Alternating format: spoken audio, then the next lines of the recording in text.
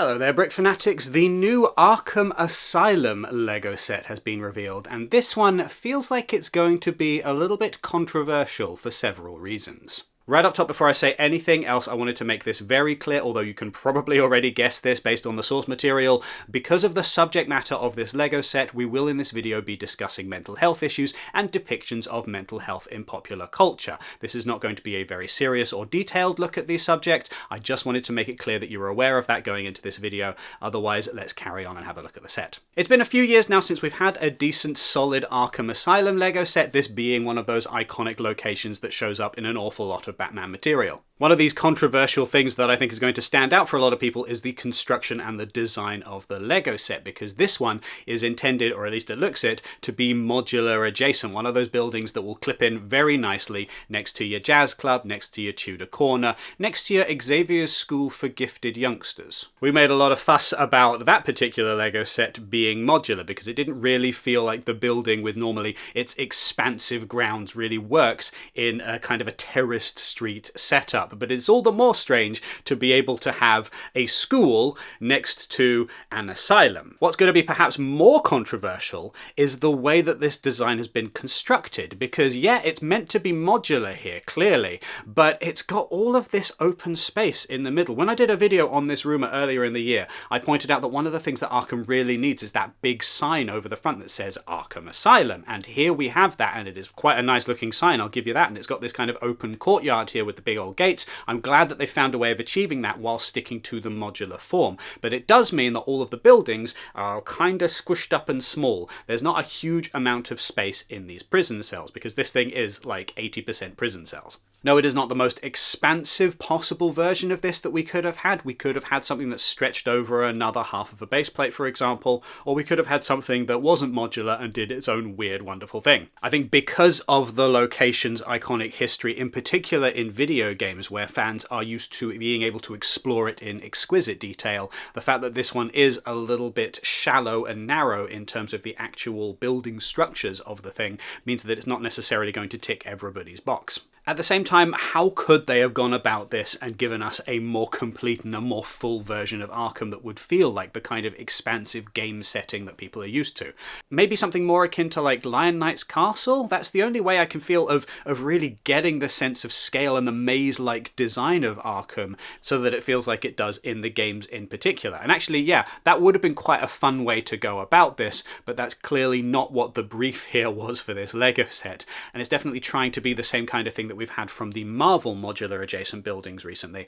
In terms of lining up alongside things like Avengers Tower and the X-Mansion, this definitely feels like an extension of that kind of design, and I feel like it kind of works for me personally, although I'm aware that not necessarily everybody will agree. Certainly we've got a lot of fun minifigures here. We've got a fair number of the Bat family, and then we've got a bunch of Batman's rogues gallery. We've got Harley Quinn and the Joker, Poison Ivy, we've got Bane in there, the Riddler, Mr. Freeze, the Penguin, and of course Catwoman. We've got most of the main ones. We don't have, unfortunately, the return of the Condiment King to LEGO form, but hey, you can't have everything. We do have a rather sorry looking Killer Croc here. I feel like it doesn't quite work. I would have liked something a little bit more detailed for that, but I'm aware that he's just one character in a sea of other characters here. Anyway, you can disagree with me if you like. I will concede that this is probably not the absolute best way of depicting Arkham Asylum in LEGO, but I think an admirable job has been done here of taking a large sprawling complex and smushing it down into the relatively meagre constraints of a modular building. Rather than taking a reference from Batman, I feel like the reference that's most apt for the situation comes from Jurassic Park. You were so focused on whether you could make Arkham Asylum into a modular that you didn't think whether or not you should. That's me maybe being a little bit harsh to the LEGO designers who are clearly just doing what they think we want. It's just that maybe not everything needs to be modular. But anyway, that out of the way, I wanted to do a little bit of a history lesson for this video, because as I was looking at this LEGO set and thinking what I wanted to talk about, I suddenly realised that I had the opportunity to do a video that I've been wanting to do for a very, very long time. If I were not a LEGO YouTuber, if I were, say, a film or a comic book YouTuber, I would absolutely definitely have already made this video. So indulge me, if you will, as I tell you the incredible story of the Mad Men of Gotham.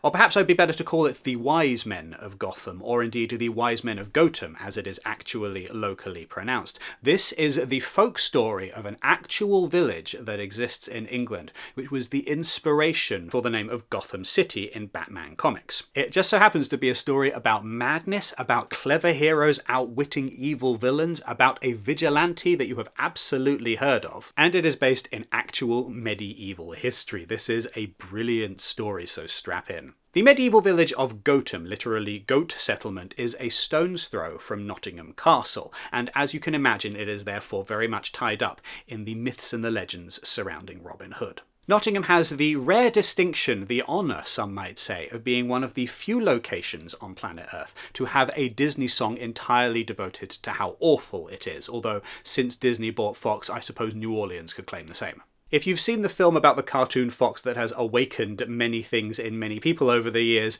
you will be familiar with Prince John, the phony King of England. King John was actually the king of this country, but in many ways he was the last of a kind and also the first of a kind, as he is most significant for being a bit naff, taxing people, and signing the Magna Carta, which was like the precursor to the establishment of democracy in this country. Essentially, John was trying and failing to win a war with France. He needed additional troops and supplies. He went to a bunch of the different barons and landowners around the country and said, please, please help me. And they said, yes, but only if you sign this document saying that we have more power. And he was like, all right, fine, I really need to beat the French. But anyway, when he wasn't losing wars, King John liked to go hunting. The story goes, although there's various different versions of this, and maybe none of them or maybe all of them are true, but the story goes that he wanted to build a new hunting lodge somewhere near Nottingham, and the road that leads to Gotham was the perfect place to put it. The problem with this for locals was that in order to fund the hunting lodge,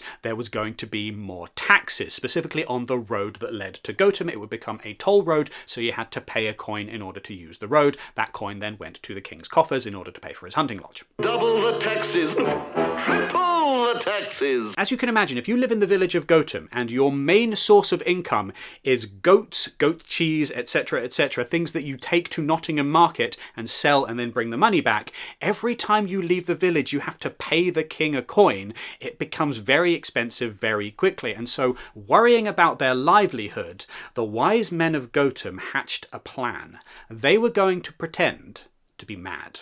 Bear in mind that this was medieval times, mental illness was not very well understood, and it was believed at the time that madness was possibly contagious, but either way you definitely wouldn't want to spend a lot of time near to a bunch of people who were insane. Whether or not any of this actually happened is tremendously debatable. I would not necessarily put any stock in it whatsoever, but certainly a lot of the things that the wise men of Gotham did to pretend to be mad, according to the stories, sound entirely made up. Things like trying to cage a cuckoo by building a fence around it, forgetting that cuckoos could fly. Things like rolling a bag of cheese down a hill in order to take it to market so that you didn't have to bother going the rest of the way yourself. Things like drowning an eel in water because you were afraid that the eel had eaten your fish. This is a whole genre of folk stories in and of itself that were very popular once upon a time, people talking about the mad men of Gotham and all the weird things that they got up to, all of the silly little stories that people could invent. One nursery rhyme that I quite enjoy: 3 wise men of Gotham, they went to sea in a bowl, and if the bowl had been stronger, my song would have been longer.